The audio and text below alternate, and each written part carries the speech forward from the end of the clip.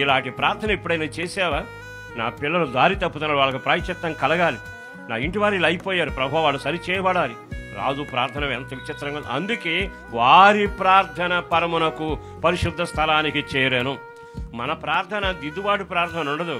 వాళ్ళు సరిచేయబడాలి, వీళ్ళు సరిచేయబడాలి, దిద్దబడాలి, నేను సరిచేయబడాలి ప్రార్థన కంటే వాడిని దీవించయ్యా, వీళ్ళని దీవించయ్యా, ఆశీర్వాదం కలుగు చేయని ఈ ప్రార్థనకు అలవాటు పడ్డాం. పండితే దేవుని మహిమ, పండకపోతే నష్టం. కానీ జీవితంలో ఆత్మలో వర్ధిల్లవగా బతుకుతున్నట్టే ఉంటావు, బట్టగట్టినట్టే ఉంటావు, బజార్లో మనిషిలాగా తిరుగుతుంటావు. దేవుని కృపను పోగొట్టుకున్న వ్యక్తిలాగా ఉంటే నీ ఒక్కడితో పోదగా.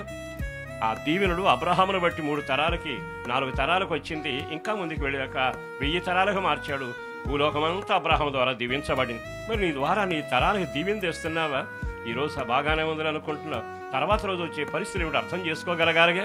ఇక్కడ రాస్తున్నాడు కదా, ఈ హిజ్కియా ప్రార్థన చేస్తున్నాడు. అయ్యా, ప్రత్యక్ష నా ప్రజలు ఉన్నారయ్యా, ఇదిగో దారి తప్పిన ప్రజలు ఉన్నారయ్యా, పాపం రాని వాకు ప్రాయశ్చిత్తం కొరకు ప్రార్థన చేస్తున్నానయ్యా, వాళ్ళకు దేవుని మీద మనసు నిలుపుకోలేదయ్యా అంటూ ప్రార్థన చేసి దేవుడు ఆ ప్రార్థన ఆలకించాడట. ఇక్కడ రాసిన మాట ఏమిటంటే, వారి ప్రార్థన ఆకాశమందున్న పరిశుద్ధ స్థలమునకు చేరేను.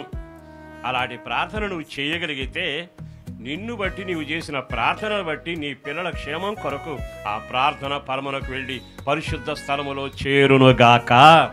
మరి ఇట్లాంటి ప్రార్థన మీరు ఎప్పుడైనా చేస్తున్నారా?